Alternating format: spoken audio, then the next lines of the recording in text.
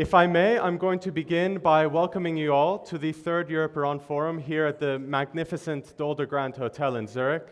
I thank you all for coming to participate. I also should start by thanking our event partners, Bank Pasargad Financial Group, Imidro, Sulbach and Associates, the global law firms of Dentons, Clyde & Co. and Eversheds, and also our supporting organizations that have done so much to make this event possible.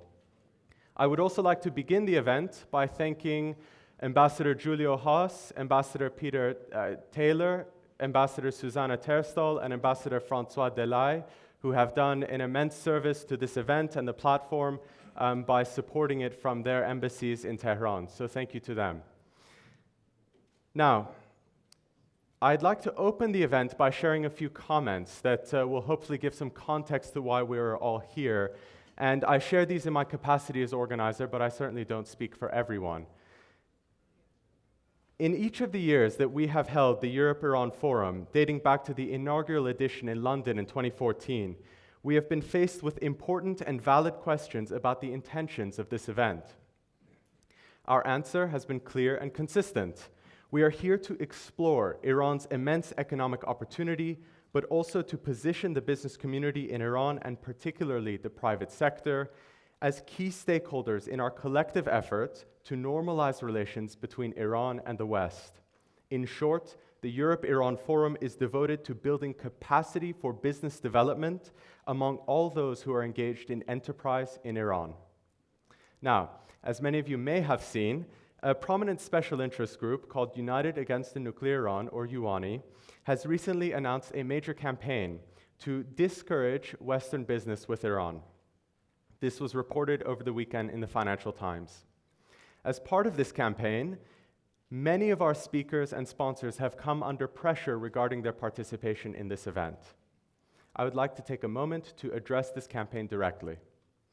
None of us here are under any illusions that Iran faces many obstacles on the long road to forging a more just society and subsequently a new stature within the international community. Anyone familiar with the perception of the Iran deal among Iranians will understand that a far larger reckoning is taking place. Today, the Iranian people are deciding what they aspire their country to be. There are many visions, but in essence, they all reflect an aspiration for Iran to be a good country in the multifaceted and laden meaning of that word. The consensus is clear that good here also entails Iran possessing a strong and vibrant economy, one that supports integration into global networks for goods, services, capital, and innovation, and also furnishes the Iranian people with opportunities for prosperity and self-actualization.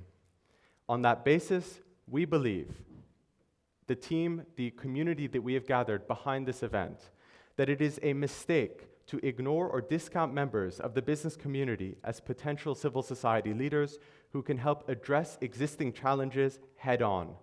To say it another way, business leaders can be a force for good in Iran. Since its first edition, the Europe-Iran Forum has been a platform to connect business opportunity with a greater mandate of social responsibility. It is for that reason that the event has earned the trust and participation of some of the world's largest companies, as well as senior officials from Iran, from Europe, and from the United States, who are together setting a more promising agenda for the country. We therefore respond to UANI's campaign emboldened by the progress of the last 2 years, and also cognizant that the organization's methods make their aims transparent. Rather than taking steps to encourage a responsible and constructive business ties, which support a larger agenda of social and political development, they work exclusively to discourage a powerful community of business leaders and civil society actors from rising to the unique occasion afforded to them by history. Consider, for example, the expensive advertisements placed by UANI in newspapers across Europe. The budget of this event, even in a hotel as magnificent as this one, pales in comparison to the money that will be spent on this recently announced campaign. The money that the special interest groups have spent to broadcast a tired and unproductive message could have been used in a similar fashion as this event to gather people in an energetic and constructive dialogue. And certainly, this dialogue would include a conversation about the responsibility of global business in Iran. Unfortunately, the leadership of UANI seems ill-suited to this type of collaborative communication.